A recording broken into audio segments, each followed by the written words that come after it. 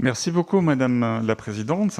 Mes chers collègues, permettez-moi tout d'abord de vous remercier de m'avoir désigné une nouvelle fois en tant que rapporteur des crédits de la politique de la ville pour ce dernier exercice budgétaire de la législature.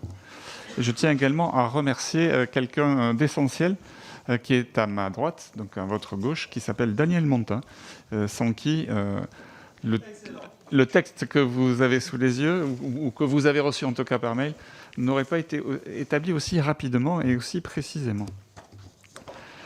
Si nous avons réussi à mettre en partie la crise sanitaire derrière nous et repartir de l'avant, la situation dans les 1514 quartiers prioritaires de la politique de la ville continue de faire une large place à ce que le Premier ministre a appelé en janvier, lors du comité interministériel à la ville, une crise de l'égalité des chances.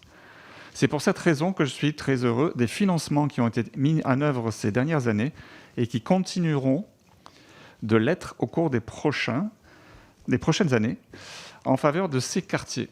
Le PLF pour 2022 porte une augmentation de 9% des crédits de la ville par rapport à 2021, année où ils avaient déjà connu une hausse de 10% par rapport à la précédente. Ces augmentations financent une série de mesures importantes. En ce qui concerne la jeunesse, d'abord, des actions majeures ont été menées, avec à l'esprit que la jeunesse des quartiers a été encore plus durement éprouvée par la crise sanitaire. Le dispositif des quartiers solidaires, lancé en 2020, qui permet de financer des actions associatives au service des habitants des quartiers, a fait l'objet en 2021 d'un ciblage spécifique sur les jeunes, au moyen de l'initiative Quartiers solidaires jeunes, qui vise les personnes de 0 à 25 ans. L'opération Quartier d'été, dont je vous avais rapporté l'an dernier le succès, et qui a permis d'animer les quartiers pendant les vacances d'été pour les jeunes qui n'ont pas pu partir, a été reconduite au même niveau qu'en 2020. Le bilan global de ces opérations est très positif car le nombre de jeunes ayant bénéficié d'actions de proximité a plus que doublé par rapport à 2020 et le spectre des actions a été largement enrichi et diversifié. 10 cités de la jeunesse vont d'ailleurs être créées d'ici la fin de l'année. Elles seront dotées de 70 à 100 000 euros et 3 d'entre elles ont déjà été labellisées. En matière d'emploi, l'effort fourni tout au long de la législature se poursuit du fait des décisions du comité interministériel à la ville. Le dispositif des emplois francs, expérimenté en 2018 et 2019 dans 740 quartiers, puis généralisé à l'ensemble des quartiers prioritaires depuis le 1er janvier 2020, représente un levier d'action complémentaire pour renforcer l'accès à l'emploi des habitants des quartiers prioritaires. En juillet 2021, depuis le début du dispositif, près de 55 000 aides d'emploi francs ont été acceptées.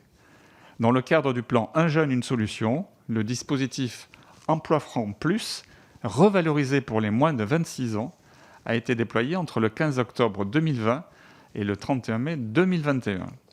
4 322 demandes d'emploi franc plus ont été acceptées.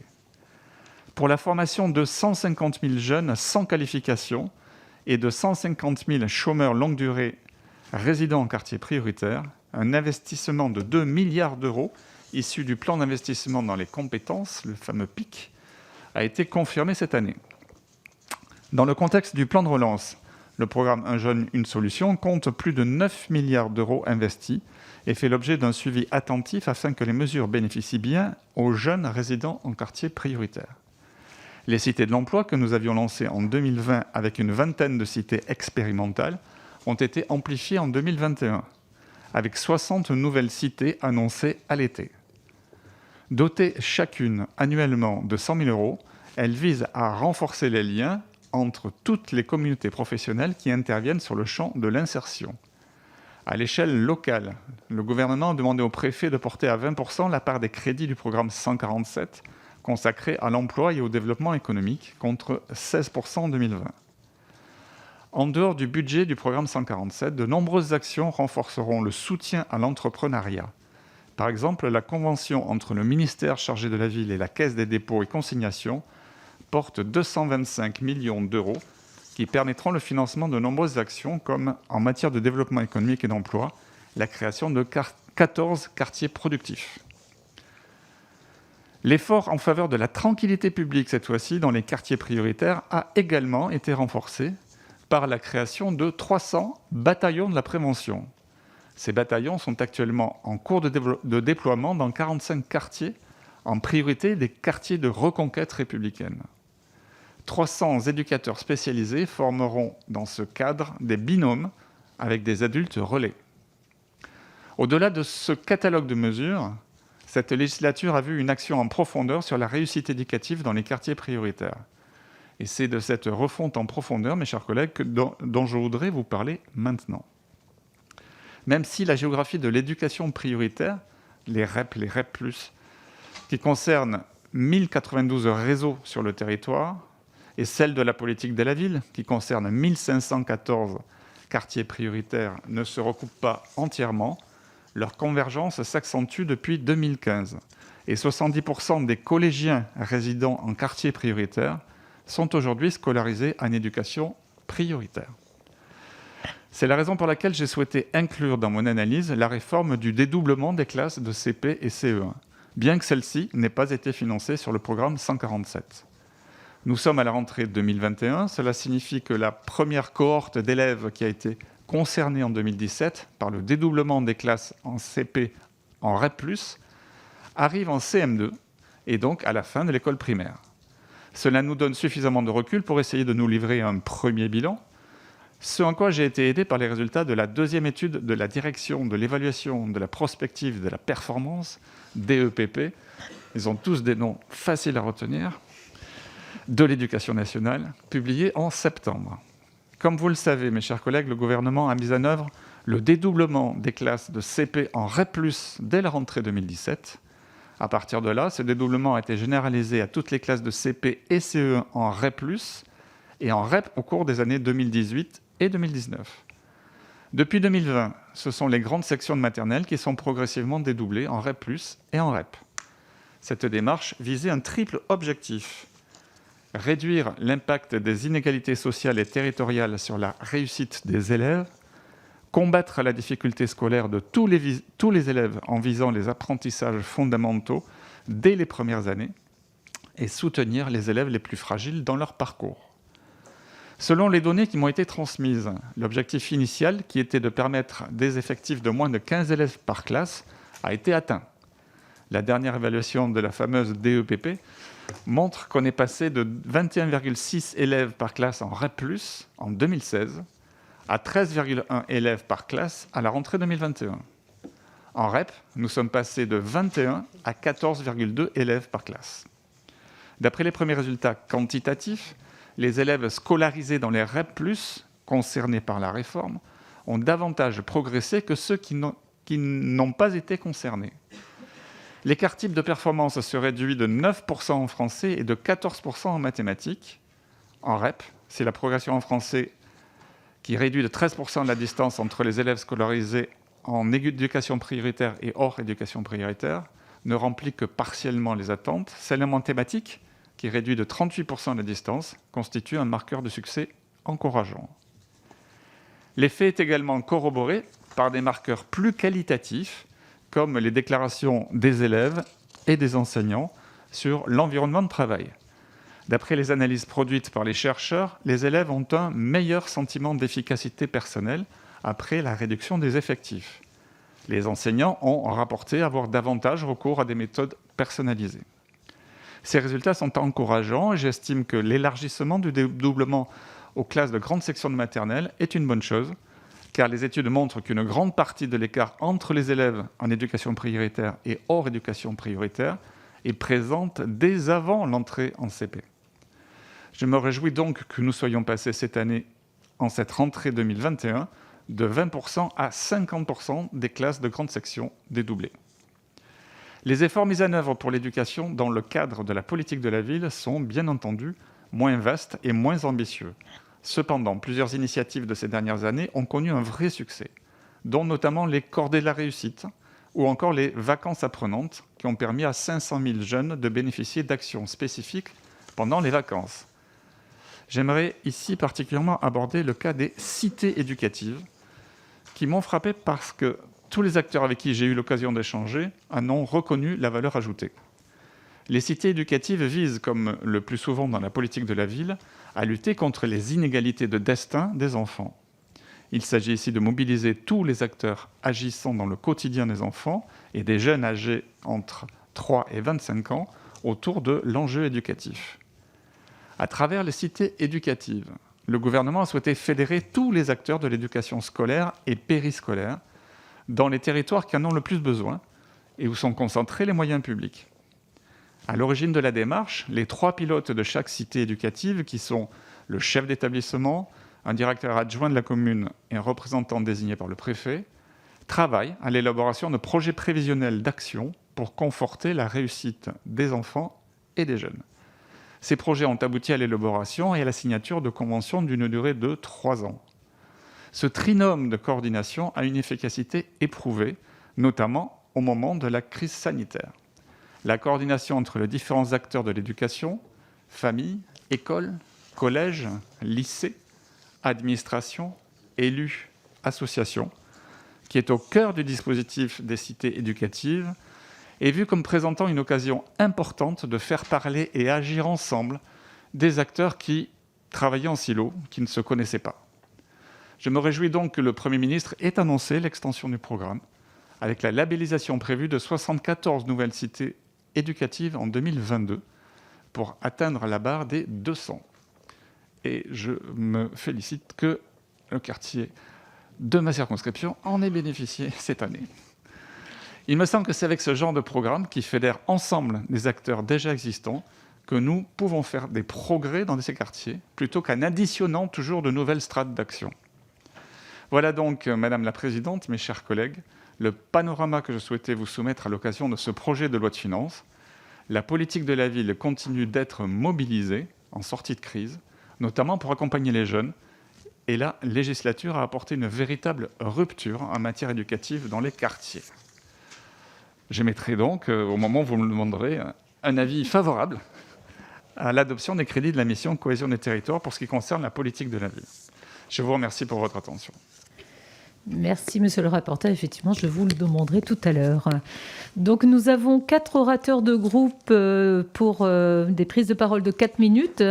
Nous avons donc, je vais tous les citer, Madame Corinne Vignon pour La République En Marche, Monsieur Thibault Bazin pour Les Républicains, Madame Michèle Crouzet pour le groupe MoDem, Madame Sylvia Pinel pour Liberté et Territoire. Madame Corinne Vignon, je vous laisse la parole.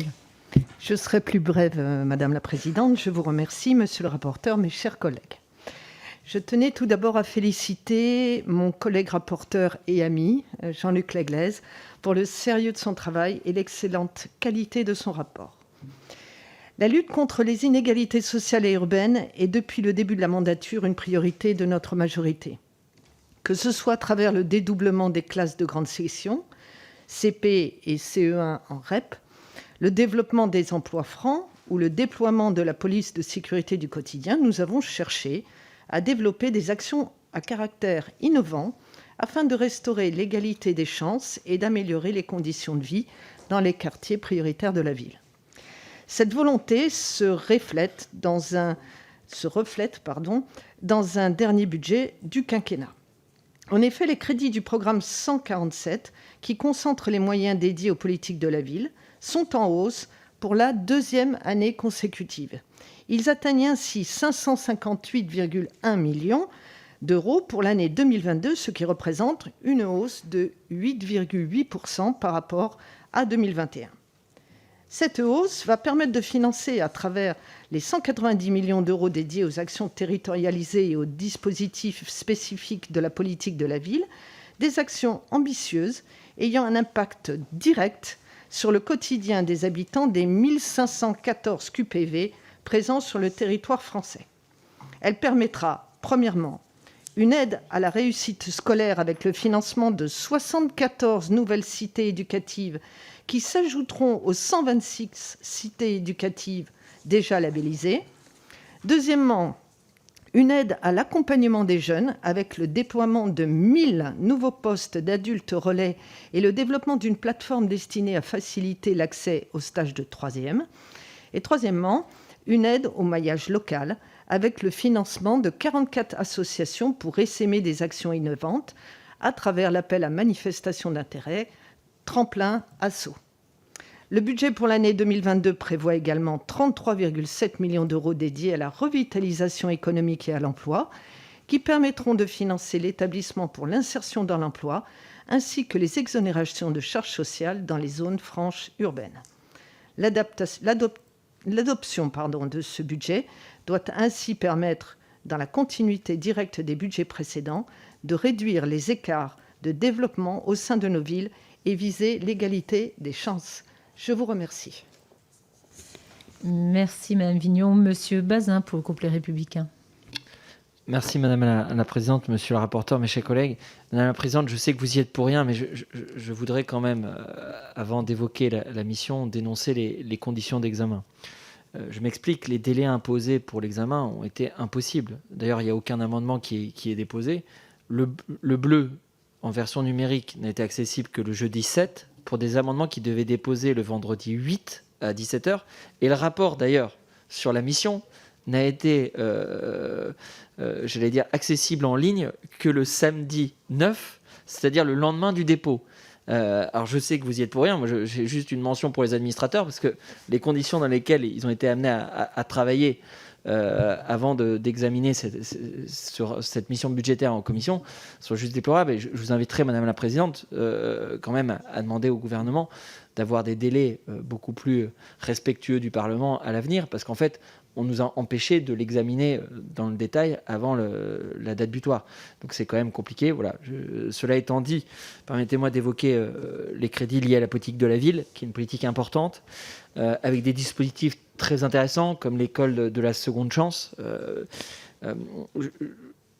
Je vais essayer peut-être, à travers mon propos, de mettre quelques bémols au propos du rapporteur, parce que la situation dans nos quartiers n'est pas aussi idyllique que ce qui a pu être présenté. En tout cas, les dispositifs ne portent pas totalement leurs fruits. Par exemple, le dispositif des emplois francs, on a eu un rapport récent de la Cour des comptes et qui montre que le taux de recours au dispositif des emplois francs est assez faible. Il me semble 11% des candidatures qui étaient éligibles. Ce qui est plus embêtant, c'est qu'il n'y a pas eu d'effet volume. Ça n'a pas entraîné une baisse massive du taux de chômage dans ces quartiers. Si on regarde d'autres éléments, la question de l'attractivité de ces quartiers n'a pas progressé. Les entrants dans ces quartiers se sont avérés plus précaires que les sortants, ce qui est quand même très inquiétant. Et je ne dis pas que vous êtes l'unique responsable. La politique est croisée en la matière, mais c'est quand même très embêtant sur le résultat qu'on peut constater, avec un chômage qui demeure très important, des jeunes sur le carreau, des activités illicites. Le rapport mentionne même la déprise économique et sociale ininterrompue, ce qui est quand même très inquiétant.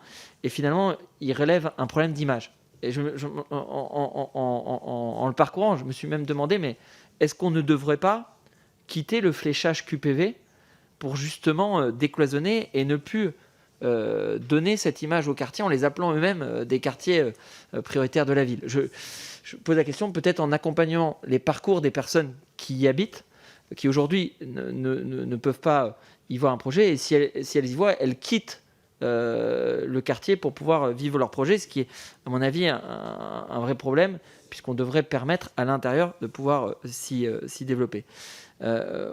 On a aussi un problème de zonage qui est majeur, puisqu'on a des territoires qui sont hors QPV et qui pourtant connaissent un nombre important de personnes qui sont sur le carreau, notamment des jeunes.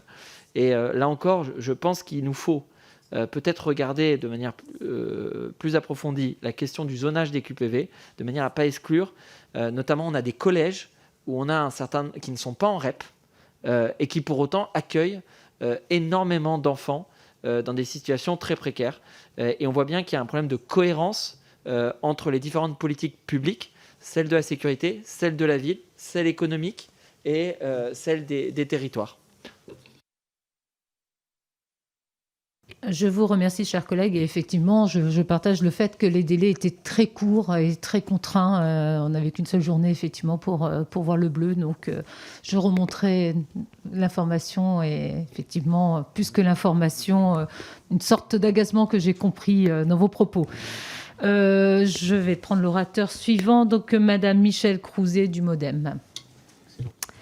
Merci Madame la Présidente, Monsieur le rapporteur. Alors, au nom du groupe Modem Démocrates et Démocrates Apparentés, je vous remercie, chers collègues, pour le rapport que vous nous présentez aujourd'hui. À l'occasion du dernier exercice budgétaire de cette législature, vous avez souhaité faire le bilan de l'impact des réformes de cette législature en matière de réussite éducative dans les quartiers prioritaires. Vous dressez un bilan positif, particulièrement concernant le dédoublement des classes dans les écoles des REP ou des REP+. Ces efforts étant prolongés par le PLF 2022, vous émettez un avis favorable à l'adoption des crédits du programme relatif à la ville. Vous notez toutefois le manque de coordination des nombreuses initiatives éducatives existantes. Sur ce point, vous saluez le rôle déterminant que jouent les cités éducatives et celui qu'elles devraient être amenées à jouer à l'avenir. Ces cités ont été créées dès 2018 pour renforcer la coordination et renforcer les dispositifs eux-mêmes en mobilisant tous les acteurs de terrain, des services de l'État jusqu'aux citoyens, en passant par les collectivités et les associations. Les personnes que vous avez auditionnées, monsieur le rapporteur, saluent l'efficacité des cités éducatives. Certaines ont néanmoins pointé les difficultés d'évaluation de cette initiative. Sans cadre réglementaire, vous indiquez que les plus petites cités éducatives se trouvent lésées dans l'élaboration de protocoles d'éducation. De plus, l'Institut national de la jeunesse et de l'éducation populaire s'inquiète de voir parfois l'évaluation confiée à des chefs de projet, posant question sur l'indépendance de la dite évaluation. En tant que parlementaires, nous savons à quel point il est précieux de savoir avec certitude la portée des politiques publiques financées par les Français et pour eux. Monsieur le rapporteur, n'est-il pas opportun de remédier à ces biais d'évaluation? Si oui, par quels moyens? N'est-il pas urgent d'imposer une distinction entre juges et parties, tel que semble le recommander l'Institut national de la jeunesse et de l'éducation populaire? Je vous remercie. Merci, chers collègues. Et pour le groupe Liberté et Territoires, Madame Pinel.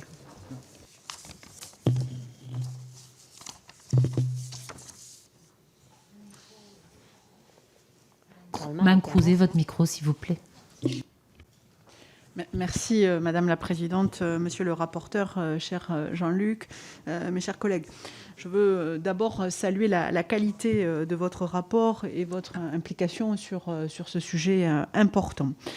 La crise sanitaire a frappé les quartiers populaires avec une violence particulière. Cela nous rappelle, si besoin était, que cette crise a accentué les inégalités sociales. Dans ces territoires, le Covid-19 s'est traduit par une montée des précarités, un décrochage scolaire accru, un chômage des jeunes qui ne faiblit pas. Ce sont autant de priorités qui sont affichées depuis le début du quinquennat. Au moment d'en faire le bilan, il est effectivement contrasté. L'objet de ce projet de loi de finances est de répondre à ces préoccupations. Mais est-il vraiment au niveau de la détresse et des difficultés vécues dans ces territoires ? Les crédits que nous examinons aujourd'hui sont ceux du programme 147. Ils sont en progression de 8,81% par rapport au projet de loi de finances de 2021, ce qui devrait se traduire, je l'espère, par 45 millions d'euros supplémentaires pour nos quartiers. Une grande majorité bénéficieront aux actions territorialisées des contrats de ville. Concernant ces derniers, il nous semble aujourd'hui nécessaire de pousser plus loin la logique de co-contractualisation. En effet, dans certains territoires, le contrat de ville reste piloté principalement par l'État, sans réelle concertation ni travail collectif, au risque donc d'être en décalage avec les attentes et les besoins des quartiers. Pour ce qui est des mesures relatives à l'éducation, je veux redire mon soutien aux mesures de dédoublement des classes de CP et de CE1. De même, les 31 millions d'euros prévus pour la création de 74 cités éducatives me semblent aller dans le bon sens. Se pose toutefois la question de la pérennisation de la démarche et de son financement par l'État et par les collectivités territoriales au-delà de 2022. Un mot également du renouvellement urbain. Lors du comité interministériel des villes du 29 janvier 2021, le Premier ministre a annoncé un abondement du NPNRU de 2 milliards d'euros en PLF 2022. Cet effort, s'il est notable, ne permettra malheureusement pas de pallier un quinquennat de sous-financement. J'en finirai en évoquant la dernière réunion du comité interministériel de la ville, au cours duquel le Premier ministre n'a eu de cesse de défendre la politique de sécurité du gouvernement. Ont été évoqués les bataillons de la prévention, les contrats de sécurité intégrés ou encore le développement des amendes forfaitaires délictuelles. Ces mesures, si elles sont nécessaires, ne sauraient résumer à elles seules l'approche globale et transversale que l'on doit avoir concernant la politique de la ville et que vous avez vous-même souligné dans votre rapport. Je crois au contraire que l'éducation, la mixité sociale ou encore l'accès à un logement de qualité que nous venons d'évoquer devraient servir de boussole. C'était d'ailleurs les priorités affichées par un certain candidat en 2017. Merci, chers collègues. S'il n'y a pas d'autres demandes de prise de parole, je laisse monsieur le rapporteur répondre aux différentes sollicitations. Merci, Madame la Présidente. D'abord, remercier mon amie Corinne Vignon. Et effectivement, tout ce budget 147, c'est fait effectivement pour qu'il y ait une véritable égalité des chances pour des personnes qui n'ont pas eu une égalité de naissance. Et en tout cas, pour qu'il n'y ait pas cette assignation à résidence dans les quartiers politiques de la ville. Merci donc pour vos sollicitations. Je vous dis, Monsieur Bazin, que je partage fortement votre remarque concernant les conditions compliquées pour travailler sur ce sujet. Je les partage tellement que j'ai même dû commencer des auditions pour être devant vous aujourd'hui et faire le rapport avant d'avoir le budget, avant d'avoir le bleu. Voilà. Et donc, les conditions étaient assez compliquées. Donc, effectivement,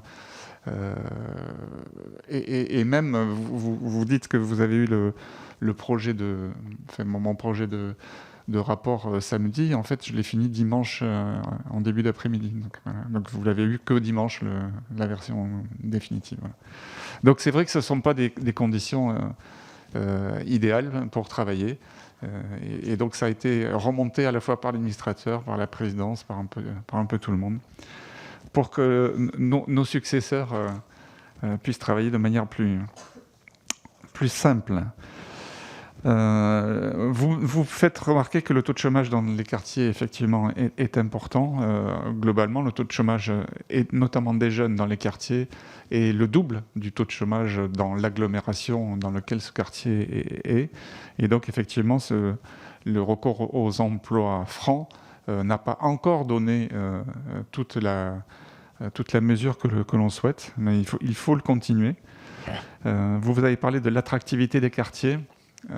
Effectivement, on se rend compte depuis une cinquantaine d'années que dès qu'une famille réussit, en tout cas, est sortie de la misère dans laquelle elle quitte le quartier et elle est remplacée par une famille justement dont les revenus sont bien plus faibles.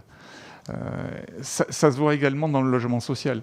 Quand on a un logement social qui est quitté par une famille qui ne répond plus aux critères sociaux parce qu'elle a plus réussi socialement, elle est remplacée par quelqu'un qui rentre dans les critères.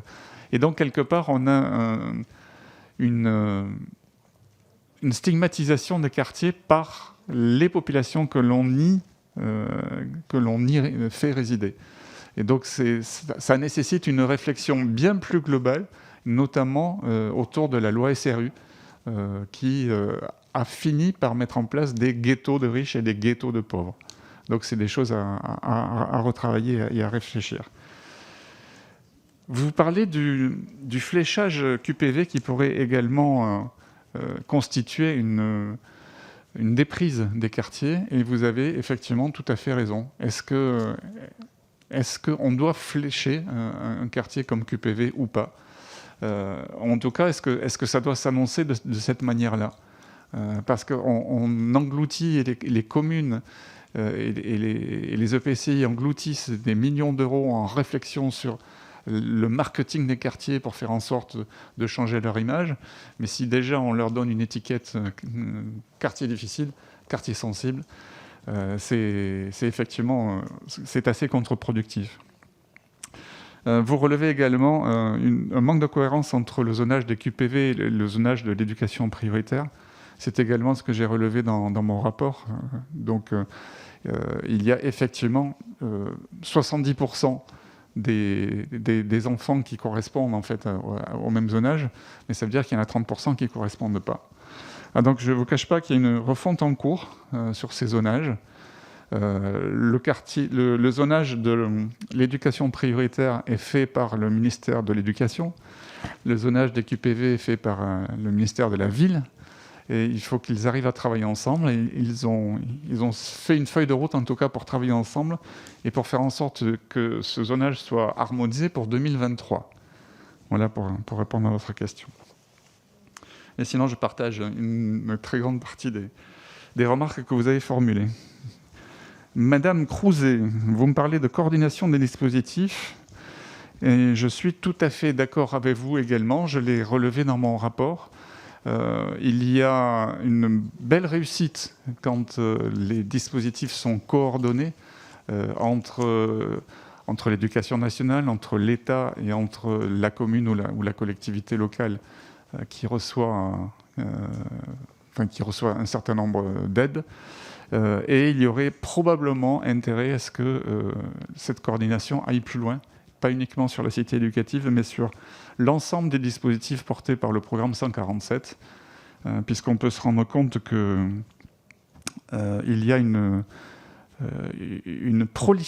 prolifération de dispositifs qui sont souvent extrêmement ciblés par rapport à une population, donc une population cible, mais qu'elle pourrait être utilisée peut-être pour d'autres, et en tout cas peut-être mieux connue et mieux utilisée. Voilà. Madame Pinel, pousser plus loin la contractualisation, mais oui, effectivement, c'est également ce que je propose. Je pense que jusqu'au moment où on a mis en place les cités éducatives, tout le monde travaillait en silo. Et donc, c'est à partir du moment où la contractualisation s'est mise en place à tous les niveaux, que ce soit au niveau national, niveau local et niveau des ministères, que des choses ont pu avancer et avancer vraiment beaucoup mieux. Donc je suis d'accord avec vous qu'il faut pousser plus loin cette contractualisation, pérenniser la démarche. Donc pérenniser les démarches, ça veut dire que les gouvernements suivants doivent faire la même chose. Voilà. En ce qui concerne le renouvellement urbain, je me suis également l'année dernière, parce que je ne sais pas si vous vous rappelez, l'année dernière, ma deuxième partie, c'était la mixité sociale dans les quartiers et le renouvellement urbain. Je m'étais déjà ému d'avoir aussi peu de budget pour l'ANRU.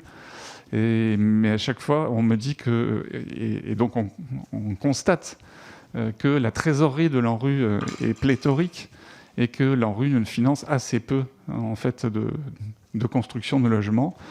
Et pour faire écho au sujet précédent, il y a eu donc effectivement beaucoup moins de construction, et il y a eu aussi beaucoup moins de construction et de renouvellement dans les quartiers, ce qui explique que l'ANRU a moins financé. Voilà.